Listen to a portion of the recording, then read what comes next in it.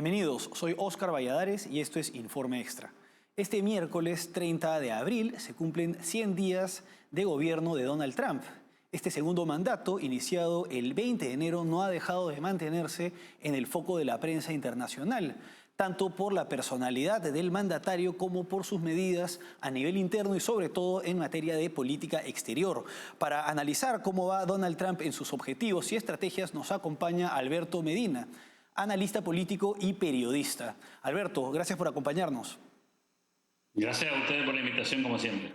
Bueno, Donald Trump no es cualquier presidente, Alberto, es el presidente de la mayor superpotencia a nivel global y en ese sentido él estaría dándole un enfoque particular a su gobierno que se distingue del que han tenido mandatarios anteriores de Estados Unidos por el ímpetu y de sus medidas y por el hecho de haber logrado, o que esto se refleje en que diversos medios no hayan dejado de tenerlo en los titulares. Alberto, ¿cuál es el principal enfoque en materia de política exterior del gobierno de Donald Trump? Yo creo que el enfoque está fundamentalmente ligado a una cuestión, si se quiere, geopolítica, pero al mismo tiempo de posicionamiento, de liderazgo, ¿no? No nos olvidemos que el mundo viene de la Guerra Fría, en el que la Unión Soviética y sus bloques se disputaban la supremacía mundial con Estados Unidos y Occidente.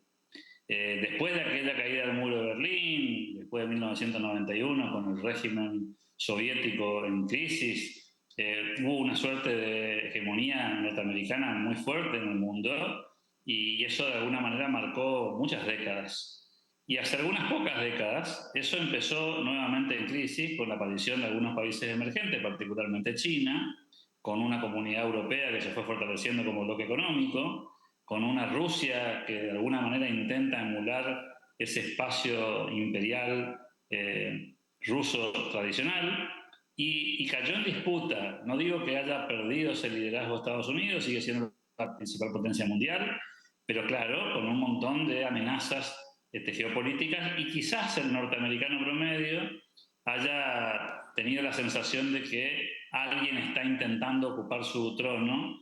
Y creo que en ese sentido Donald Trump tiene muy claro que quiere controlar la agenda de discusión pública mundial, quiere que Estados Unidos lidere esa agenda, y por eso esto de los aranceles, pero no solamente esto, sino también la conversación con Europa, con América Latina, con Medio Oriente, pasa por recuperar el liderazgo, ¿no? O por lo menos que ese liderazgo sea indiscutible. Creo que la gran política internacional norteamericana en este momento es recuperar protagonismo y que el mundo le reconozca la centralidad que tuvo durante mucho tiempo. Ahora, has mencionado la Guerra Fría, ¿no? Un tiempo en el que efectivamente había dos bloques, estaba la Unión Soviética y estaba el bloque capitalista liderado por Estados Unidos, que surge como superpotencia nuclear tras la Segunda Guerra Mundial, como bien has mencionado. Ahora, de alguna manera, las políticas de Donald Trump y lo que señalas nos hacen pensar en una suerte de añoranza de tiempos como, por ejemplo, los años 50, en que Estados Unidos pues, estaba orgulloso del triunfo en años anteriores, en la Segunda Guerra Mundial, del poderío nuclear, de influencia, digamos, más agresiva en el Extremo Oriente y en América Latina, y en una época también de importante industrialización del país. Sin embargo, Estados Unidos, digamos, no ha dejado de tener un rol protagónico en el mundo, como también mencionas, pero al margen de ello existe esta suerte de añoranza que lleva al discurso de America Great Again. Alberto, ¿cuándo Estados Unidos dejó de ser grande? ¿Qué es lo que lleva a esta sensación de decadencia? Creo que la primera percepción es que después de la Segunda Guerra Mundial Estados Unidos sintió que liberó al mundo occidental de la amenaza que significó el nazismo, ¿no? Luego hizo lo propio con el comunismo y libró esa batalla hasta la Guerra Fría, otra vez convirtiéndose en una suerte de gendarme mundial, de garante de las libertades, de garante de la democracia. Y es un rol que obviamente le generó orgullo y satisfacción. Y por eso es muy importante tomar dimensión de lo que pasó en esa época. Eso después se empieza a perder por varias razones. Primero porque el mismo Estados Unidos empezó a cometer muchos errores en su política local, internacional, y eso por supuesto lo puso en riesgo en un montón de ocasiones, Hubo signos de debilidad, no nos olvidemos el famoso 11 de septiembre, esta sensación de ser atacado en casa, me parece que dejó una huella imborrable para los americanos que jamás sintieron esa cercanía del temor y del miedo, y me parece que también eso dinamizó y potenció este intento de buscar otra vez un rol protagónico que habían perdido. Obviamente esto es subjetivo, es absolutamente de sensaciones, no tiene que ver necesariamente con la realidad, pero creo que muchos años, varias generaciones de americanos se sintieron de alguna manera los custodios de la libertad y la democracia en el mundo y de pronto sienten que eso está puesto en duda, ¿no? Y que es una sociedad cuestionada. A eso hay que agregarle, Oscar, y no podemos desconocer esto, que el fenómeno migratorio americano ha jugado un rol muy importante, ¿no? O sea, la configuración de Estados Unidos de 1950 posguerra no es el actual. Y la llegada de muchas minorías ha hecho también que se desdibuje esa suerte de orgullo nacionalista tradicional americano que no desapareció, por supuesto, pero que hoy está de alguna manera mixado con la llegada de inmigrantes de diferentes lugares del mundo y que también despierta en cierto sector americano tradicional la necesidad otra vez de recuperar eso que entienden que fue una época dorada para ese país, ¿no? Ahora, Donald Trump es un personaje particular.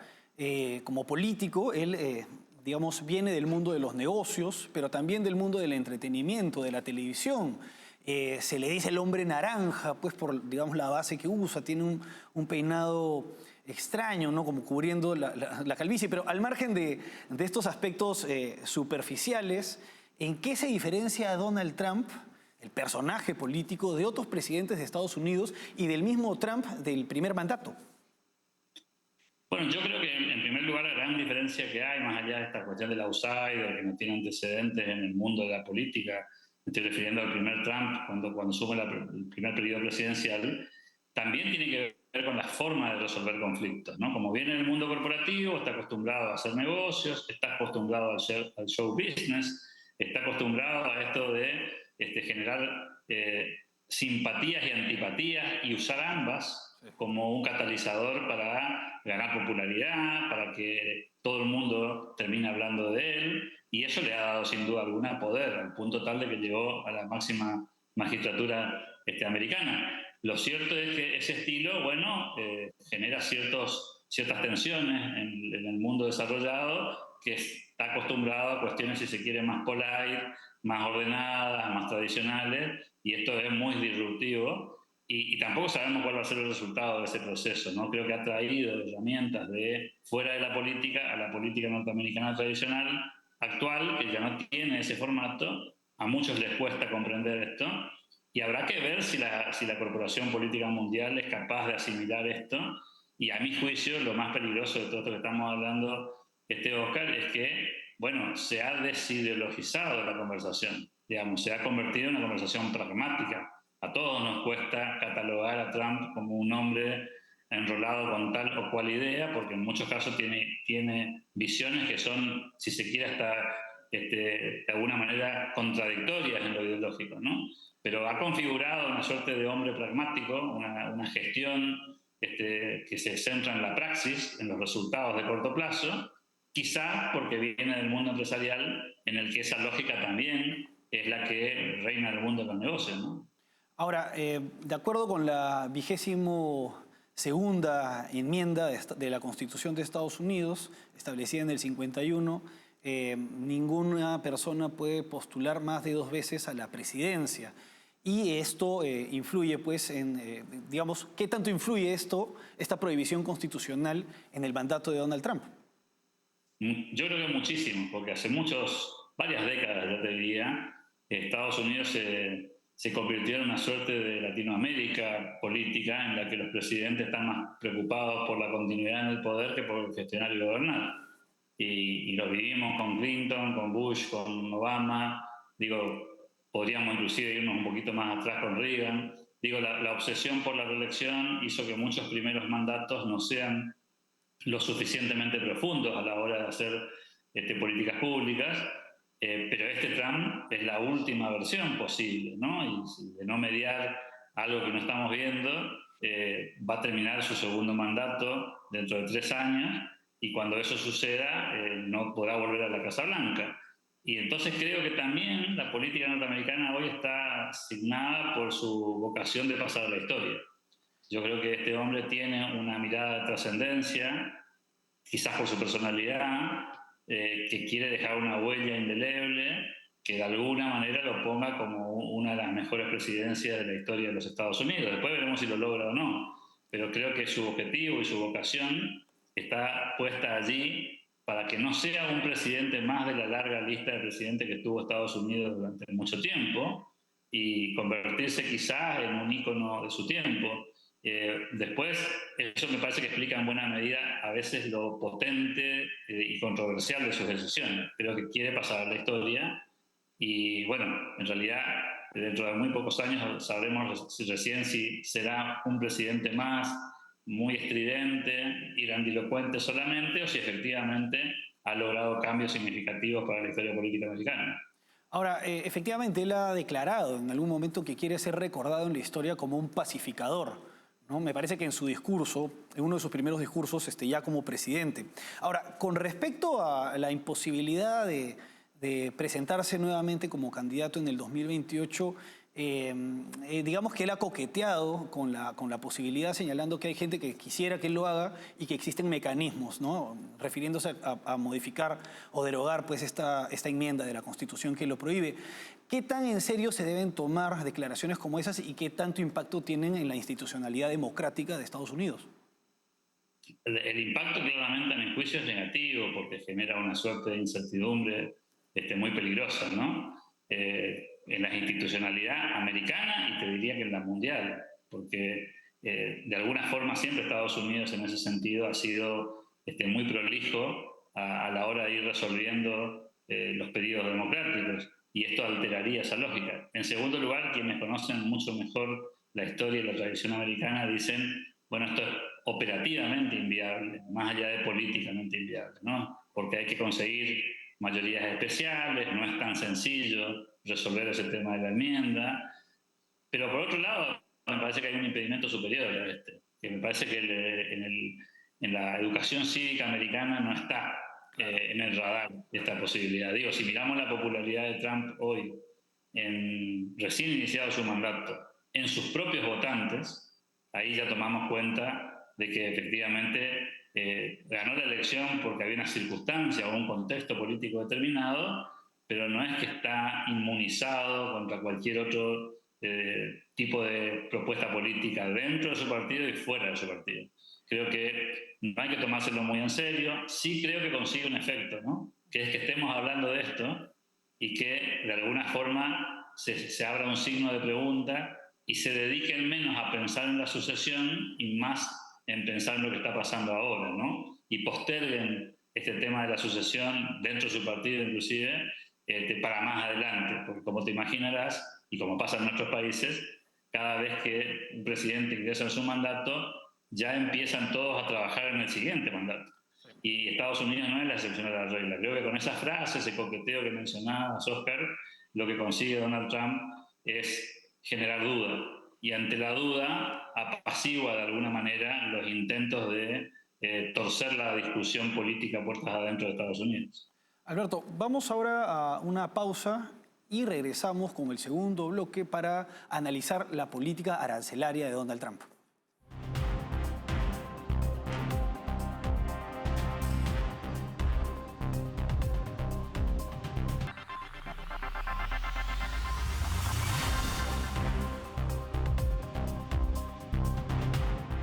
Seguimos en Informe Extra analizando los primeros 100 días del segundo mandato de Donald Trump, acompañados por Alberto Medina, periodista y analista político. En el bloque anterior hemos visto el enfoque en términos generales del gobierno de Donald Trump, con la idea pues, de posicionar a Estados Unidos como líder indiscutible a nivel global. Por otra parte, también hemos analizado cómo influye en el gobierno de Donald Trump la prohibición de que éste pueda presentarse para un nuevo mandato en el 2028. Ahora, Alberto, pasemos a uno de los aspectos más controvertidos del gobierno de Donald Trump, que es su política arancelaria, en particular con China. Por esta política arancelaria ha sido criticado por sectores liberales y libertarios que, digamos, lo apoyaron o apostaron por él ante la otra alternativa, pues que era mucho más antiliberal. En este sentido, Alberto, ¿qué impacto está teniendo y qué resultados está teniendo la política arancelaria de Donald Trump hasta el momento? Bueno, yo creo que todavía es muy pronto para mirar el resultado definitivo. Sí, puedo decirte que ha generado mucha tensión, que ha generado inclusive reacciones económicas que van más allá de los aranceles. El mundo se está reconfigurando, sus alianzas comerciales se están reconfigurando, las políticas también. Creo que ahí estamos presenciando un escenario que no sabemos dónde termina. Pero ya no insisto por lo arancelario específicamente, que probablemente encuentre su cauce con el paso de los días, particularmente con algunas naciones, ¿no? Porque se ha abierto una suerte de negociación entre países que va a tener algún fruto, pero quizás con otros eso demore más tiempo y entonces habrá que revisar rutas de comercio internacional, habrá que revisar si vamos a seguir proveyéndole a Estados Unidos de ciertas exportaciones en los países del mundo o no, si vamos a importar de Estados Unidos lo que antes hacíamos. Creo que hay una especie de barajar y dar de nuevo que ya tuvo consecuencias de corto plazo, pero honestamente creo que tendremos que dejar pasar no menos de 6 meses para evaluar el impacto definitivo de estas medidas. Después está el caso China, que me parece que sería una especie de párrafo aparte en esto, ¿no? Una cosa es la guerra comercial con China y otra cosa y otra discusión es este tema de los aranceles recíprocos con todas las naciones. Una medida intenta mitigar el impacto negativo de la relación bilateral de Estados Unidos con cada nación y otra tiene que ver con esta cuestión del liderazgo que discutíamos antes, ¿no? Más inclinado a la geopolítica, también por supuesto a lo comercial, pero fundamentalmente a esta pulseada que excede lo estrictamente económico. Ahora, a estas alturas, igual, como bien dices, todavía no se puede concluir de manera definitiva nada, pero, no sé, ¿consideras que se trata de una estrategia de presión o de una política propia pues, del proteccionismo digamos, desde un enfoque más mercantilista, o que se puede distinguir entre ambas cosas con respecto a los países occidentales y con relación a China? Esta es una opinión personal y obviamente subjetiva, ¿no? Yo creo que acá hay cero de cuestiones ideológicas. Creo que a la administración Trump no le importa si esto es proteccionismo o libre mercado. Al final del camino utilizarán esta herramienta, digamos, narrativa o no, según cuál fuera el resultado. Creo que lo que están intentando es mejorar la ecuación económica de un país que tiene problemas efectivamente en este orden y que quiere mostrar que su estilo negociador ha permitido que Estados Unidos vuelva a ocupar una posición de liderazgo, que todo el mundo venga a sentarse a la mesa de las conversaciones y que de alguna manera Estados Unidos les fije las reglas de juego a cada país de lo que pueden hacer y lo que no pueden hacer, de lo que pueden comerciar o no, y cómo y de qué manera. Y eso tiene poco que ver con lo ideológico y mucho que ver con poder mostrar un resultado de contraste entre lo que había antes y lo que eventualmente la administración Trump cree que va a conseguir en el futuro. No creo honestamente que aquí haya cuestiones de orden de ideas o de preferencia de ideas. Si esto termina en aranceles cero, recíprocos entre países, o en aranceles elevados, recíprocos entre países, creo que a la administración Trump le da exactamente lo mismo. Por supuesto que al americano promedio no le va a dar igual porque las consecuencias no son las mismas, pero creo que no hay aquí una batalla por las ideas, sino que aquí hay una discusión de orden pragmático, ¿no? Ahora, ¿cómo consideras que influye la trayectoria empresarial de Donald Trump en su forma de negociar como mandatario de la primera potencia del mundo?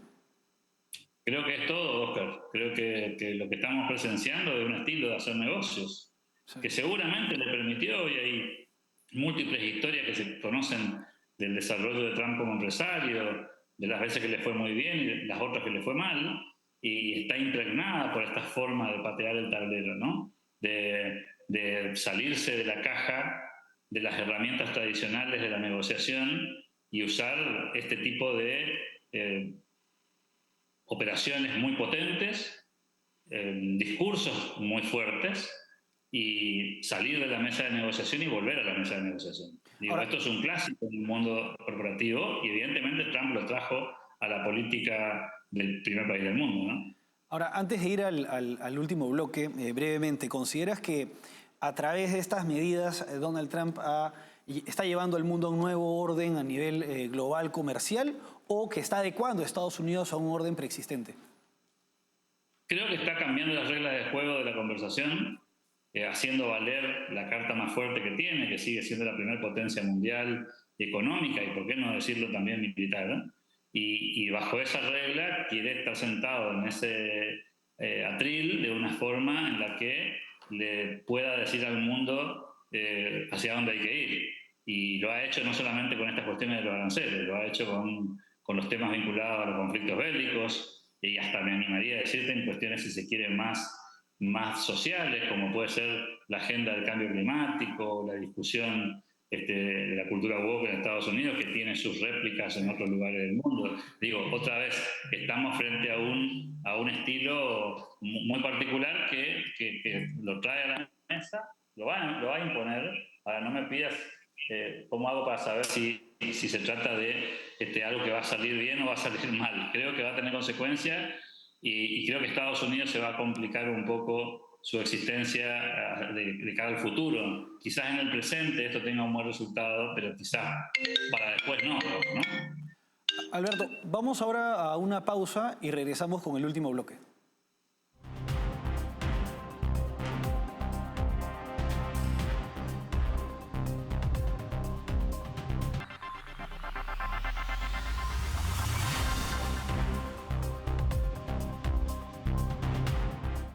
Seguimos en Informe Extra analizando los primeros 100 días del segundo mandato de Donald Trump, acompañados por Alberto Medina, periodista y analista político.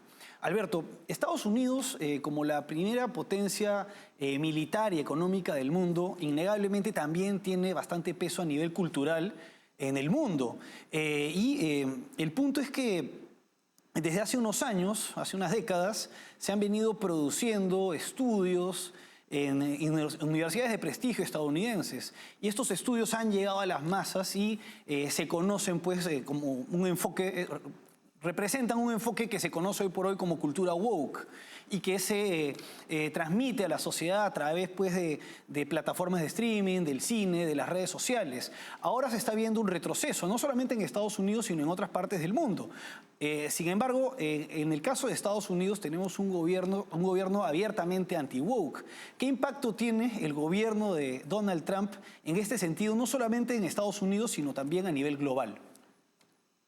A ver, por supuesto que la discusión en Estados Unidos, no solamente esto que hoy estamos viviendo como el presente de la administración Trump, sino también de la discusión política que ya lleva unos cuantos años en Estados Unidos y que por supuesto hoy tiene un correlato con la gestión de gobierno, y eso se traduce en medidas específicas y, si se quiere, en desarmar parte de ese andamiaje que se construyó desde el Estado federal y desde muchos estados individuales en Estados Unidos, intentando fomentar esta cultura, promoverla, financiarla, hay que decirlo también. Y eso está teniendo réplicas en el resto del mundo porque Estados Unidos se convirtió en un financiador de esta forma de ver la vida en comunidad, ¿no? Y entonces, cuando la administración Trump desarma parte de estas formas de financiamiento, indirectamente le ha quitado recursos a muchos actores que, a través de organizaciones de la sociedad civil y en algunos casos de gobiernos, propagan esta forma de ver la realidad a través de financiamiento, ¿no? Y demostrando, dicho sea de paso, que empíricamente, que buena parte de esta cultura en realidad es un gran negocio. En el fondo, lo que hay detrás de esto no son convicciones ideológicas, sino en todo caso una forma de vivir o una forma de ganarse la vida, fomentando ideas, fomentando programas que, claro, financiaban los ciudadanos americanos en muchos casos compulsivamente, con programas que tenían nombres muy simpáticos, pero que en realidad escondían detrás de eso el financiamiento de un montón de actores en el mundo que sostenían estas ideas con costosísimos sueldos y con estructuras absolutamente imposibles de conformar si el mercado fuera el que tuviese que financiar este tipo de acciones. Pero también es cierto que esto es una circunstancia y que habrá que ver si los que vienen son capaces de mantenerse con este tipo de postura. Mi sensación es que el mundo está discutiendo nuevamente el rol del Estado y que en esa discusión del rol del Estado, no importa en qué país del mundo estés, hay cosas que la gente ya no tolera que el Estado financie con su propio esfuerzo, y cuando yo hablo de su propio esfuerzo me refiero a lo de los contribuyentes y no a lo de los gobernantes. Y eso me parece que es un mecanismo de defensa mucho más interesante y más sustentable que el de la política, que un día puede estar de un lado y otro día puede estar del otro. Aún en la hipótesis de que volvieran al poder muchos de los que promovieron esta cultura woke, creo que tendrían muchas dificultades para volver a reinstalar lo que tuvo en su momento tanto auge. Quizás porque se pasaron de la línea, ¿no? Quizás porque exageraron más de la cuenta y sobreactuaron algo que podría haber sido una discusión muy interesante, pero que se tergiversó y pasó a barreras absolutamente inaceptables. Definitivamente, ¿no? Tal vez en buena medida Donald Trump como presidente es parte de la reacción de la sociedad ante este hartazgo y definitivamente entre sus principales medidas y las más destacables está el desmontar pues, todo este andamiaje que no hace otra cosa que erosionar a la sociedad y dividirla. Alberto, ha sido un gusto tenerte con nosotros. Gracias a ustedes como siempre por la disposición. Bueno, eso fue todo por hoy. Hasta aquí Informe Extra. Gracias por acompañarnos.